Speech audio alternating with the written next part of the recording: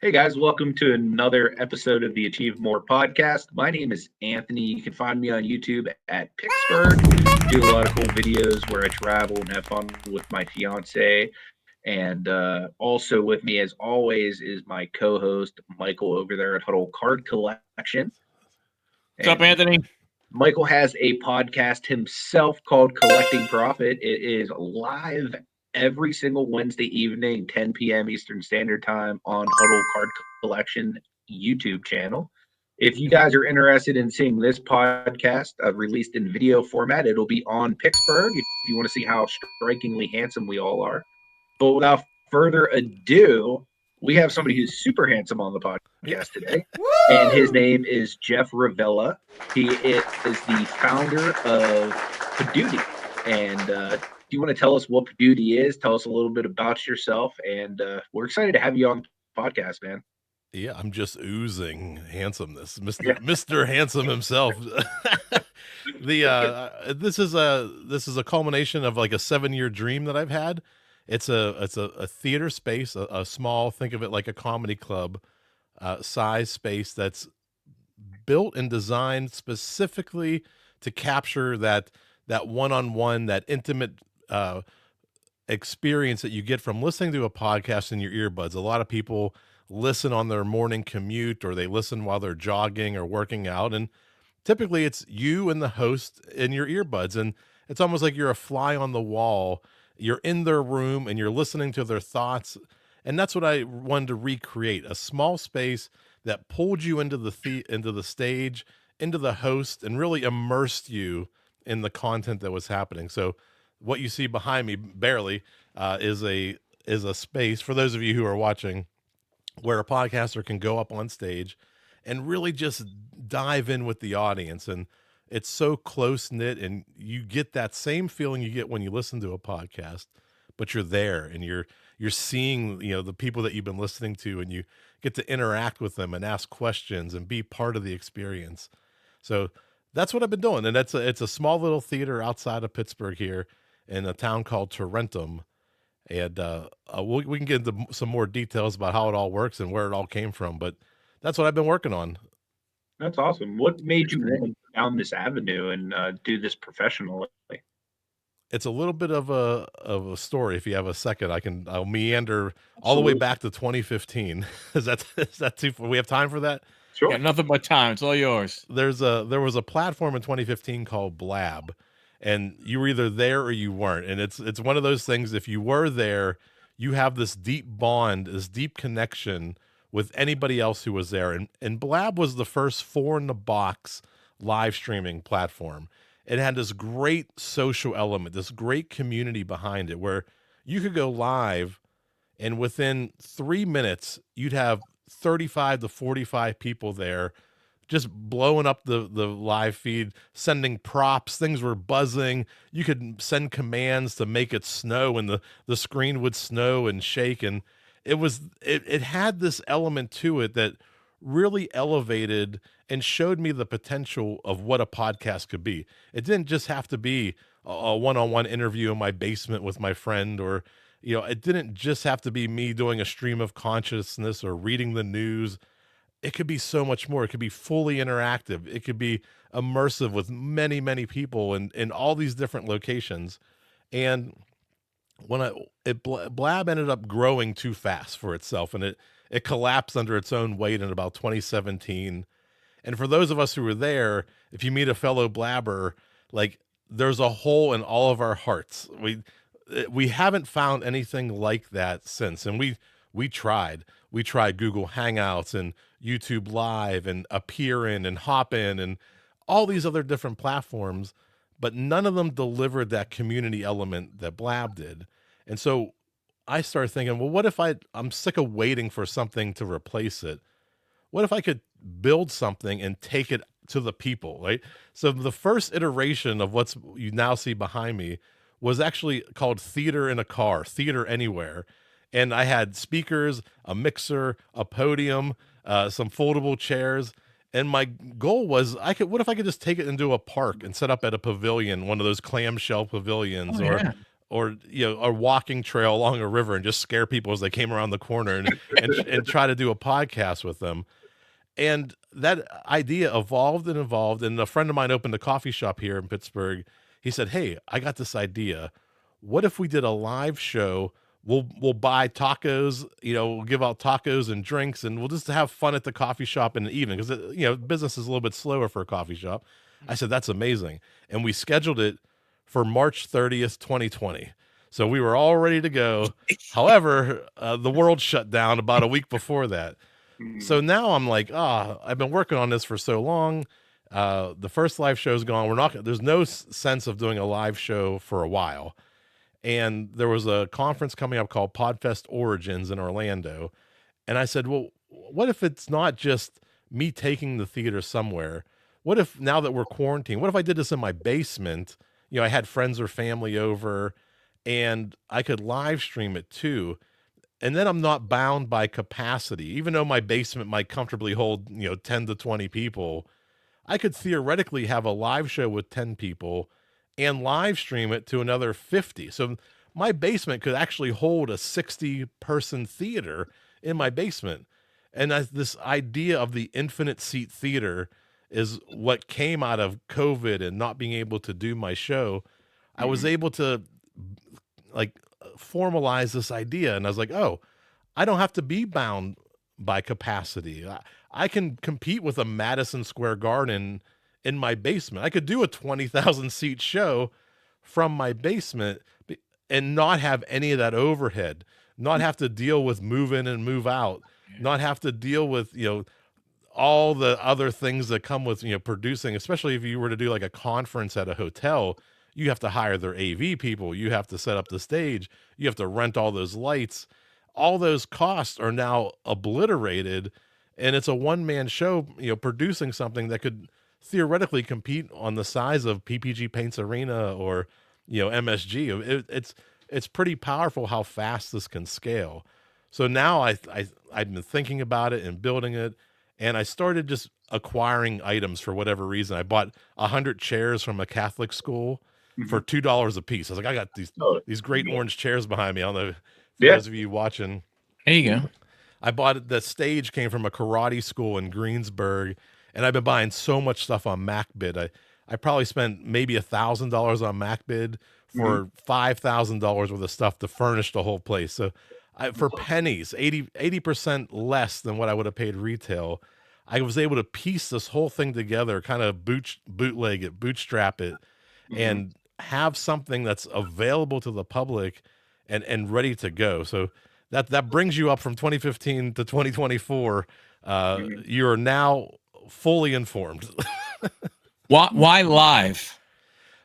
There's just something about it. I do a trivia show, and I've done it for 7 years, in my home office, and I love doing it. But when you can go to a place and say, hey, I'm going to be live on the main stage at the Paduti Podcast Theater, just saying that instantly elevates the credibility of your podcast. It instantly puts a little pep in your step. Now you have something to look forward to. Then, if you've been on stage in front of a live audience, nothing is better than that first step off the stage after your show. You are juiced. You are pumped up. You have a feeling of elation that you've never had before. So live performances, that in between, between saying I'm on the main stage and getting off the main stage and getting to meet and greet and shake hands and thank people for showing up.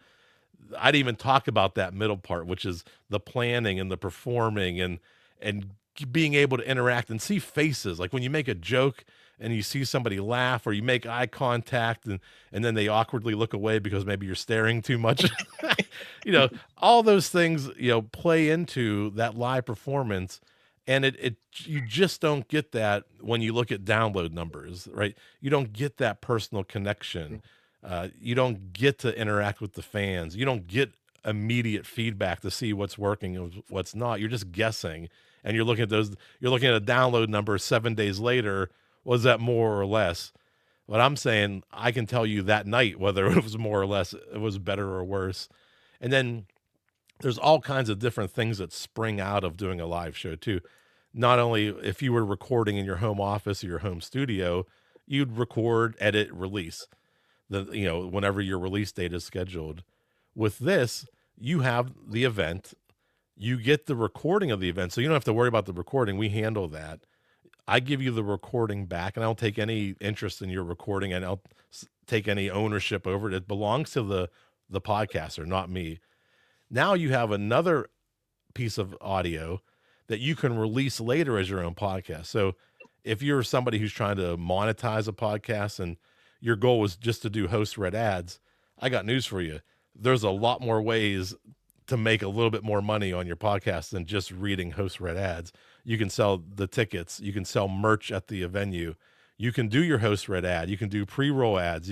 There's this format opens up whole new revenue streams and the ability for you to, make a couple bucks if it's just a hobby. I guarantee you we can pay for your hobby for the year with 1 or 2 shows. You'll have no expenses and you'll be able to podcast all you want. That's Wow. awesome. That's really cool. Do you find that you have a pretty solid group of people that like to come and watch the different podcasts, like from time to time, just like you would, like if you go to like an improv comedy club and you want to see the new acts coming through town? Do you find that with podcasts as well? We're getting there. We're new. We just opened in June. And I know that's something that's going to come. Like when someone's like, oh, I heard there's a band playing down the street, and you may Yeah. just go check out the band. I don't think we have that much interest and awareness yet. Right now, we're kind of building on the popularity of the show. So, like, my trivia show is going to bring in a certain audience. Mhm. And if another show is going to bring in a different audience.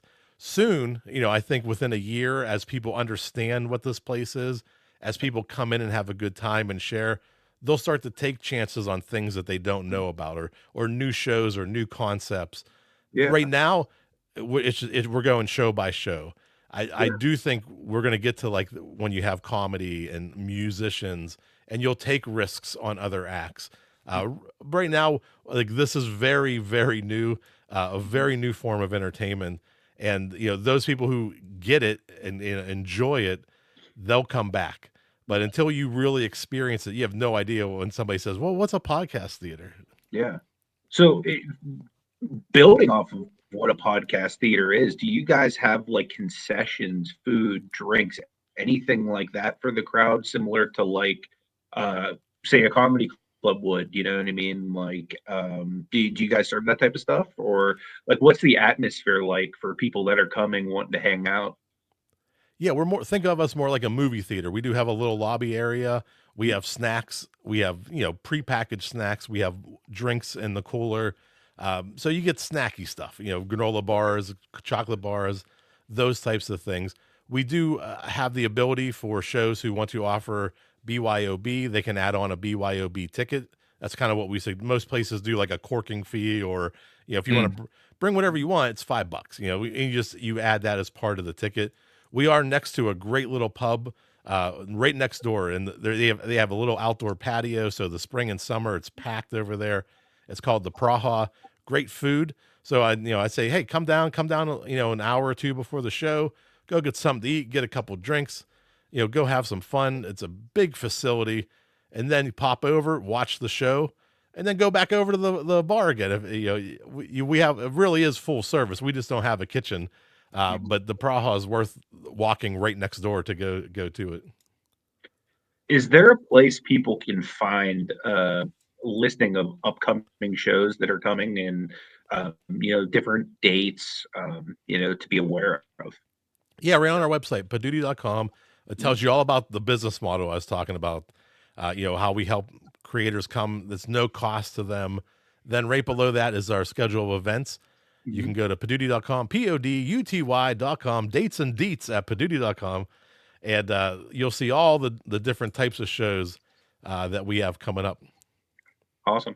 That's So really from cool. a setup standpoint, let's peel back now. So you as starting this, you're building this, the back end stuff that people don't see. What does it take to get the back end stuff going so that anybody who comes there, doesn't have to worry about, I don't know, lag or, sound not matching up, stuff like that? What kind of work does it take to to do the back end stuff? Yeah, we have fast internet. I think we have almost 800 meg down and 200 megabytes per second up. So speed isn't going to be the problem at the theater. I love working with people. I love talking about how this works. I love looking at their shows and see how to adapt. I want shows to really take about, an hour a week prior. Come do a walkthrough. Come sit down there. Let's lay out the schedule. Let's talk about what you're going to do. I love producing just as much as being on stage and being in front of everybody. I want to know how it's all going to work. I want to lay it all out. I even want them to they can bring in their whole house and set up on the stage. I love when people really take the time to do set design, and they want to put up a curtain, and they have a artificial plant and the couch that they want to bring in. Decorate the stage. I really want to help people. I'll even help move in, move out. Like, I'm that committed to helping them build the best show they possibly can. So all those little things, how do we put this together? How do we adapt this for a live show? How do we set the stage? Nothing else they have to worry about. All the technical stuff is handled. You can see right behind me, there's a camera right, over there.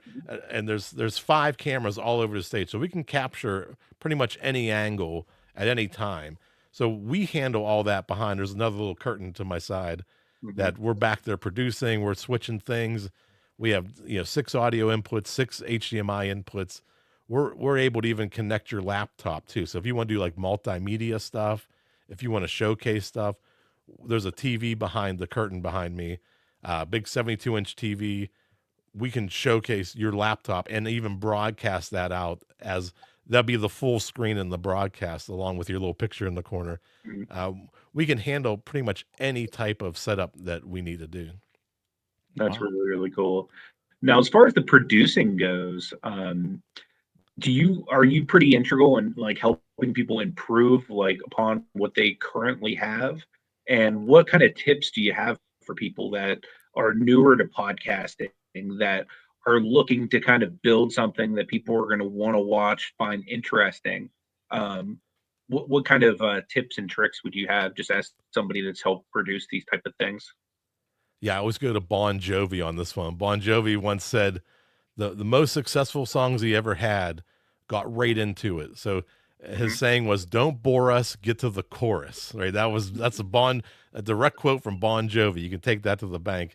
That's awesome. And a lot of shows say that they're about something. Like we talk about Settlers of Catan or whatever we do.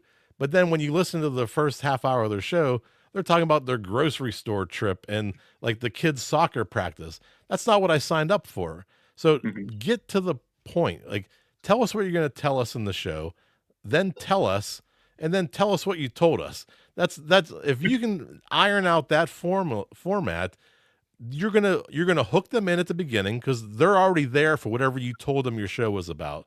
Yep. Tell them what you're going to tell them, then you talk about it, and then you reinforce it by telling them what you told them, and then you tell them what you're going to tell them next time. Like, we want to remove the fat, right? We want a nice, lean, trim show that's delivering on the value proposition, on the description that you said that this show was about, and we're going to help them get to that point, lean and mean, and just bang, bang, bang, you know, you know, clip after clip after clip, making sure that we're hitting the right beats at the right time. That's awesome. Um, have you ever seen people that really struggled with this? Like, what's the biggest thing that you'd say to somebody that struggles? Yeah, In terms of trying to, I don't know whether they have stage fright to do this publicly, or yeah, maybe they're just a little shy of the camera. Like what kind of tips do you have for somebody that struggles with that type of stuff? yeah. I give them my "no one cares, no one knows" speech. Right. I said all the things that you're worried about, and these were things I was worried about when I started podcasting. I was like, who wants to hear my voice? Who wants to Yeah. see me on camera? Like, I'm nobody. I don't sound great on camera. It turns out no one cared. I'm the only one thinking about me. They have car payments. They got to get the kids to soccer practice. They got bills to pay. They're not worried about how I sound or how I look. But for whatever reason, they chose to spend a half an hour with me. My only job is to deliver on that and make sure I'm giving them whatever they were looking for that half an hour. I'm gonna tell I'm there, and I'm not worried about me. And that's what most new podcasters, they're worried about. I don't know how I'll sound, or I don't know how I'll look on camera. And that was me. And Mm. that I was literally the one holding me back from doing all this. And when people get nervous and they're worried about what if I make a mistake, I said, everything you've ever watched in your whole life, have you ever noticed when someone made a mistake? The only one who knows during a live performance that you made a mistake, again, it's you. Nobody knows if you missed playing a video or you skipped over a line on your notes. They don't know that. They're just there for the show. So everything you're worried about, how you sound, how you look, everything else that you're afraid of, will I make a mistake? You're literally on this planet the only person who knows what those mistakes are and why you're hung up about yourself. Nobody's thinking about you. Nobody knows about the dynamics of your show. You got to keep going. And that's one of the things I tell them. Like, if you make a mistake, nobody knows you made a mistake. Just keep going. They'll recognize a mistake if you stop and go like, oh no, oh, right now I forgot my train of thought. Right? Yeah. So you keep the show moving at all costs, and you don't think about it. As much as I'm hung up on my voice 10 years ago about recording, I get so many compliments, and I still don't understand why. People tell me they listen to my trivia show to fall asleep. They're like, your voice is so soothing. I'm like, my voice? I'm from Pittsburgh. Like, I don't have a soothing voice. And I'm baffled. And people say, you do have a great voice. You have a great radio voice. You have a great, I was like, I'm flattered that you say that. I would just kind of wish maybe I didn't spend that much time hung up on it. That makes a lot of sense. Speaking of your trivia show, do you want to tell us a little bit about that? Like, what got you started with it, and tell people where they can actually find it. Yeah, that was the Blab creation back in 2015. I did a trivia show, and the goal was players from around the world would call in and battle it out over 3 rounds of trivia, and that's grown. And right around episode 100, we started producing this for the Armstrong Neighborhood channel. So those of you in Western Pennsylvania, if you have Armstrong cable, you can tune into channel 100. You can see the Stuff I Never Knew trivia game show podcast. I'm Jeff. I'm your host. We're live on the Armstrong Neighborhood channel. And we have typically I like to showcase podcasters because I know, one, they're going to have great audio when they call in. They're going to look great because they're going to be well lit. Like, all these things are already handled when you book podcasters. There's a lot of podcasters on the trivia show, and we do that. We've done that for 65 episodes so far that we've produced for television, and it's just a lot of fun. It's a show I do the 3 rounds. The first round is kind of silly nonsense. Like, I'm going to read you a flavor of an Oreo cookie. You have to tell me, is that a real or fake flavor of Oreo cookie? And it's just a 50-50 guess. They all sound like they could be real. Nobody really knows the answer. We did one 2 weeks ago that was, is it a yoga position or Kama Sutra position?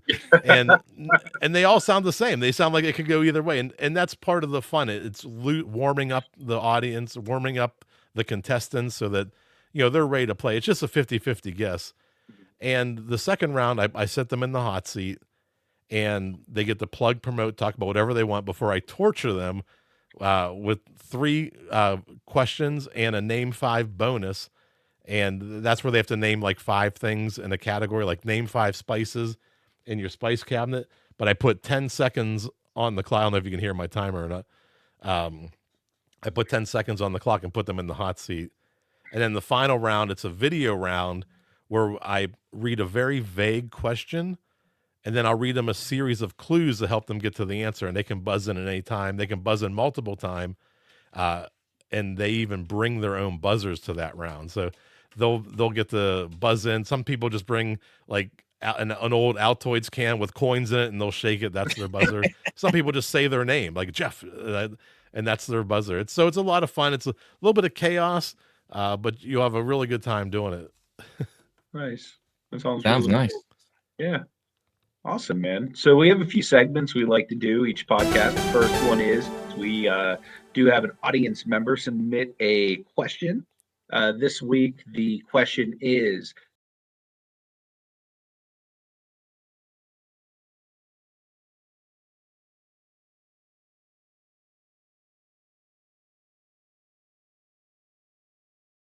Well, I don't know. I know that's a really good question. I think you have to want to do it. Like for me, I grew up skateboarding. I grew up punk rock. Like I grew up with this DIY mentality. So when podcasting crossed my path, I got into it because that was something I could control from start to finish. It was something I could create and have ownership over for its entire life. So for me, it was, you know, not being a media mogul, but it was something that was mine and I could create it. So I wanted to do that because of the independence, because of nobody was telling me what to do. I wasn't bound by a corporate entity and I didn't have to answer to anybody about what I wanted to create. So if you have something you want to say and you like the freedom and you like the ownership and the responsibility of being your own, not necessarily your own boss, but creating something and putting it into the world, then yeah, you should do it. You should have some fun, even if you just record stuff for yourself and that you listen to later on in life as like a diary. Go ahead and do that too. That's okay. You don't have to release everything, but try it out. See what you like. I think if you're going to do something, at least, talk about something that you like to talk about. Yeah. That's number one, stuff like that. I want to add on to that question, but in your experiences, you have done this and stuff. Is there a sweet number when it comes to like the number of people on a podcast, whether it be live or a recorded one? Is there a sweet number for interaction? To have there. As far as show host or just Well, no, just even as far as the members of the people that are doing the podcast, whether it's like 3 like us, is 4, 6. Is there kind of a sweet number that works that you've seen over your years of doing this? Yeah, 4 for me is about the max. I really think 4, especially on some of the live stream, you get that 4 in the box look, and it's a lot of it is about awareness, like spatial awareness, audio awareness, understanding who's going to start talking, who's going to stop talking. So, a rhythm is very important in a podcast, or else all three of us just converge on the same thing and we all talk over each other. So, learning how to give and take is very important. 3 people work really well. You can bounce back and forth. That 3 to 4 is really the sweet spot. You start getting into 5, 6 people, it becomes chaos. There's so much talking over each other. It's just hard to get a good audio quality if you're not recording, especially if you're not recording each audio track separately. So 3 to 4 is the magic number for me, because I like to be with people. I like to have a good hang. I like to have fun and laugh. But I also like when not only myself, but my 2 co-hosts, 3 co-hosts know how to give and take, how to dial up, dial down, how to let somebody else who's on a roll, let them shine. Like giving that space is just as important as the amount of people that you have on. But it's a lot. 4 people is a lot of fun. That makes sense. Yeah. Definitely makes sense. Cool. Yeah. So another question we have towards the end of the podcast, we have to ask, but you don't have to. You don't have to answer. Challenge accepted. Yeah. This week is what is like the craziest thing that either you or you've seen somebody do in a podcast? You have 10 seconds now. 10 seconds. I'll put we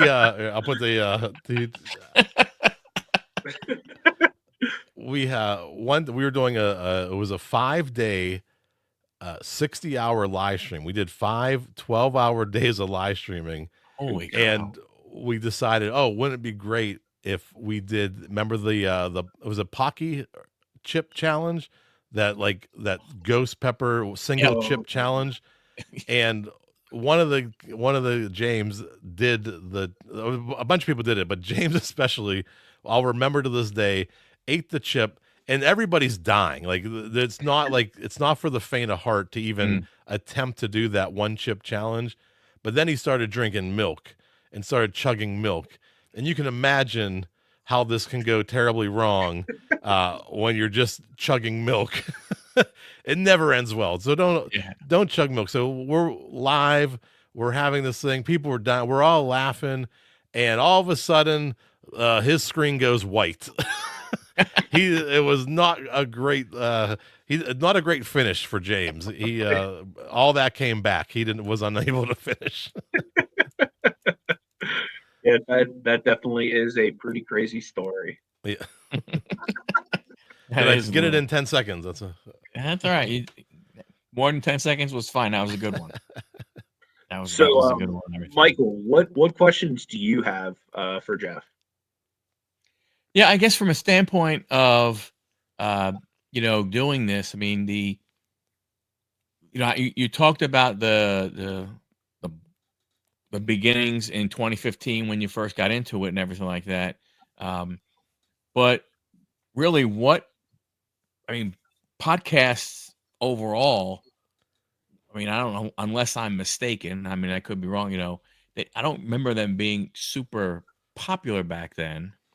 Um, so what got you? What made you? I understand once you get into it, where you look and you have a visionary and you go, holy cow, this could be really cool.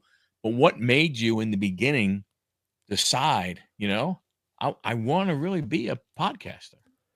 Yeah, I have it's right in the other room, but I have the first full color iPod that's engraved to me for Father's Day for 2007. So back then, and podcasting wasn't easy to listen to in 2007. You had to log on to your desktop computer, select the shows that you wanted to download. Then you would have to plug in your iPod, sync your iPod with your computer, download the MP3 files to the iPod. Then you could take it with you and go. But back then in 2007, I knew like this is pretty incredible. Like this is like radio on demand. This is something portable I could take with me. And I had a business back then, and I would just listen to podcasts all day long. I was taking Marketing Over Coffee and the Beancast and all these like business marketing podcasts that were out back then. I would just absorb it and take it in. And that love, like that 2007, I didn't even try to create something until 2011, which was a disaster. It wasn't even a podcast. I didn't know what an MP3 file was. I didn't know about distribution. I didn't know any of that. And it wasn't until just 2015 when I went all in. I'm like, this is what I want to do. And it's actually, now that I think about it, there was a podcast that's still around today called Good Job Brain. It's another, like, it's almost like a trivia show where four friends come on and they have some sort of topic and they each bring something loosely about that topic. Whether, maybe it's about, apples, and someone does a quiz about apples, and someone tells a story about Johnny Appleseed, and and they each do their own take on the topic. And that's really what, like, Stuff I Never Knew actually was supposed to be stuff I never knew about 80s movies and stuff I never knew about music. And each show was supposed to be themed. And that's one big lesson that I've taken from all of this, is even from skateboarding, is you're given something, right? You only know what you know about. And I only knew about podcasting because of who I listened to before me. And those people influenced what I ended up creating. And so I ended up creating things and putting it out into the world.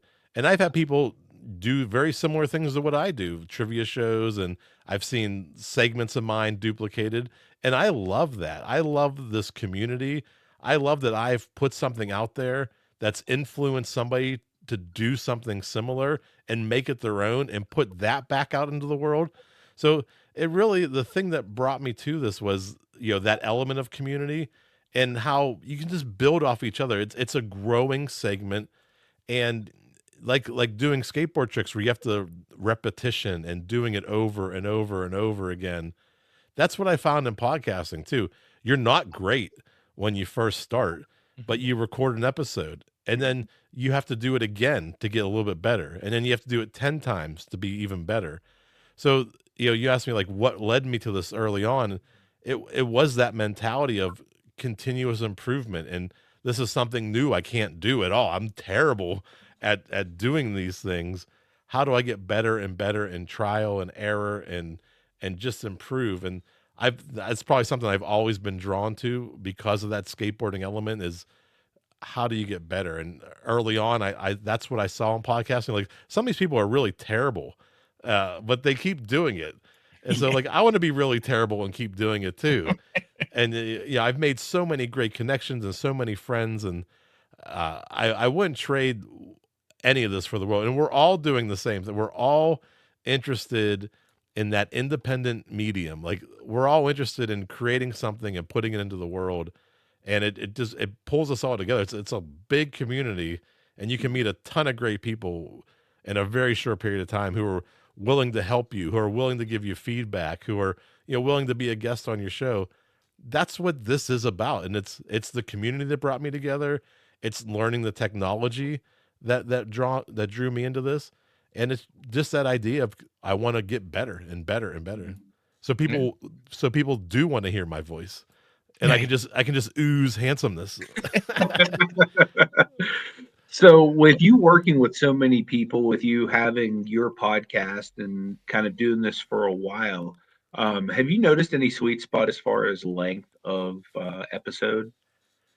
Yeah, I mean, it really depends on the show. I typically like to shoot for that 25 to 35 minute. I Okay. think that's a pretty good amount of it for entertainment. It's Okay. it's hard to carry that if you can get to depending on your skill level too. You can get to 45, 50 minutes pretty easily. But there may be some filler in there. I like don't bore us, get to the chorus. If I can put out a quality 30-minute episode every week, that's longer than an episode than Seinfeld did. They were only doing 22.5-minute Yeah. episodes, right? So, and Seinfeld may be the best, one of the best, arguably you can make your case or not, but one of the greatest TV shows of all time. They were only doing 22 minutes, and the country was captivated by Seinfeld. You're an independent producer. If you have enough content every week to put out a solid 30-minute episode, that's where you want to be. That's your sweet spot. That's about what average commutes are, about 40 minutes. So if you give people, 5-10 minutes to make a phone call, I'm on my way home, I'll be there. Then they got 30 minutes to listen to a podcast. I think 30 minutes is really that area for most people. If you're doing, the morning zoo radio show, then you probably need, 2 hours every day. But are you going to keep that audience for that amount of time? That's a good point. Yeah. Yeah, that's something that we always try to look into for our own personal podcast. And actually, let me put you on the spot in regards to our own personal podcast. As somebody who does this a lot, you've now been through this podcast for the last 30 plus minutes. What advice do you have for us to get better, to improve, to reach more people, to do X, Y, or Z? Yeah, well, you look at one is knowing your numbers, right? Where are you at now? What do you think you could be at? Where do you want to get to? If you know your numbers, the one number I always look at is my 7-day downloads. What is my first 7-day downloads look after I release a podcast? That's kind of like the number that kind of gauges your growth. So if you release a show and in the first 7 days you have 500 downloads, that's your number that you want to beat. So everything you do is based on, can I improve that number? Can I get to 550 downloads? All right, how do I do that? One is guests, right? Bring some guests on, get some clips, have some moments, just laugh. If you're having an entertainment show, if it's a business show, make sure you're getting those nuggets of information that, a small clip, like, don't bore us, get to the chorus, isolate that audio and start to release that as little reels. It's hard. It's unbelievably hard to get people from social media to your podcast. They're just not listening to audio. They're not subscribing. They're not immersed in what you're offering. You're offering an audio download. They're scrolling their thumb through 10-second videos and cat videos on TikTok. They're not thinking about podcasting. So to get to that point where you're going to take somebody off of a medium that they're not in, it'd be like taking somebody to a baseball game and saying, I'm cooking spaghetti on the third base line. You want some hot spaghetti? They're like, no, I want a hot dog and a beer, right? I'm at a baseball game. So when people are on social media, they aren't looking for podcasts. So that's very difficult. So it's the networking that pays off the most. It's booking those guests that pay off the most. It's going to small conventions and meetups and connecting with other podcasters that build your audience up, that help you get to that next level of getting better guests, getting more guests more often. Those things, that community, building that community and fostering that gives you the tools and the tips and the tricks to get to the next level. So, focus on your 7-day downloads and look if they're growing. If they're growing, that's a great sign. That's a sign that, hey, I'm going to keep doing some more of these. Look at what shows got to that number faster. Maybe your average was 500 and you released an episode that got there in 2 days or 3 days. You got the 500 downloads. Well, what happened on that show? There's something in that show that resonated with people more than your average show. So looking at your numbers and really building out that community. Yeah. And also don't cook pasta on the third baseline at a baseball game. I'll see what I can do, but I am not, no promises. So. Yeah. So yeah, I genuinely appreciate all of your time, Jeff. One thing I'd like to do before we let you go is I would like to officially announce that we are going to have the very first ever live Achieve More podcast at the Paducah studio. So we're super excited to come and actually see what you're doing, be a part of it. And one thing I'd like to announce, I can't give the exact name right now because there's a couple different people that we're kind of dealing with right now, but Michael and I are planning to bring in a special celebrity guest for the podcast when we come to visit that day. So, whether that's, an athlete, a former wrestler, or, someone that's a musician or something like that, there's a few irons in the fire. But stay tuned to this podcast. Make sure you guys subscribe if you haven't because we will continue each week as we get closer to our first ever live podcast. There will be an opportunity for you guys to get tickets, and depending on whom the celebrity is that comes in, there might even be an opportunity for meet and greet, autographs, all that type of stuff as well. So you're going to definitely want to stay tuned to this podcast. Make sure you follow us on social media as well. I'll have that flash on the screen. I'm at Picksburgh 74. Michael is Huddle Card Collection. Are you at Paducah, or what's your social media handle? You can get me at Paducah, or just find me on LinkedIn. I'm pretty active there. Jeff Revilla, Revilla. And if you're looking for a guest, I'm gonna throw a Pittsburgh. Looking for the Pittsburgh First Lady, Sally Wiggin. Let's get Sally Wiggin to the stage. I'm gonna float it out there. Yeah. And Michael, since you're not a local guy, Sally Wiggin is one of the local TV personalities. Yeah.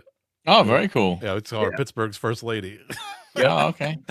So that'd be great. But yeah, we're super excited to come and actually do a live show with you there. For people that are listening that want to be a part of that, Jeff, what's the best way for local people and not local people to be a part of what we do that day? Yeah. Well, datesanddeetspadoo.com. That'll be your ticket to getting the live streaming link, to getting your ticket to get into the door. We're always updating that, and we'll be doing some promos. I know you come out sometimes on the weekend. We'll shoot some promo video, and we'll get that out there and start promoting it for you. Awesome. Really appreciate it. And again, guys, the date is to be determined. Michael and I are planning that out right now. but we are going to be doing this soon, so stay tuned. And anything else you'd like to promote before we let you go, Jeff? No, like this is something I love doing, and I'll talk about this. I did 3 interviews tonight, right? Oh, wow. I will do this all the time. So if you're on the fence, if you're like, I want to do a podcast, but I don't want to hear my voice, I don't care. Come talk to me. Let's talk about it. You know, you don't have to do a show at the theater. You just have to be interested in showing up and doing a podcast. And, you know, hopefully someday down the road, I'll get you on the theater. But I will talk about this. I'll show you what I do and how I do it. I'll show you all the equipment. I give tours of the control room. I say, this does this and this does that. You get me talking, I'll tell you the whole business model. And I just love talking about it. And if you're on the fence and you're like, I want to do a podcast, just talk. I'll give you half hour, 40 minutes, and we'll flesh out your ideas. And I'm just happy to help and see somebody else start creating something. That's really cool, man. Awesome. And Thank you very much. And just so people know, when you do the live podcasts, people can come in person, but they can also buy tickets online as well. Is that Yeah. right? Correct. You and can watch in the theater. You can watch the live stream. And the two interact too. So you could be at home leaving comments. We can pull them up so the people on the stage can see them, and the people on stage can be or people in the audience can be asking questions. We have a microphone we pass around, and the people at home can hear them. So that stage really functions like a portal to the world where you are truly connected to the people in front of you, and you could be connected to the people in Portland, Maine, or Portland, Oregon, and everybody's experiencing the same show at the same time. It's pretty remarkable when you see the technology in action. Yeah, that is Very really, cool. really cool. Michael, any final questions or thoughts from you before we let Nope. Jeff go? Just Jeff, thank you very much for giving up your time. We know time is, valuable for each person, and for you to go ahead and come on chat with us, we appreciate you, again, giving us of your time. So thank you very much, and we look forward to working with you in the future. You're welcome. I'm looking forward to the show too. It's going to be a lot of fun, especially there's something also I mentioned about saying you're on the main stage, but there's something incredible about meeting people in person that you've met online.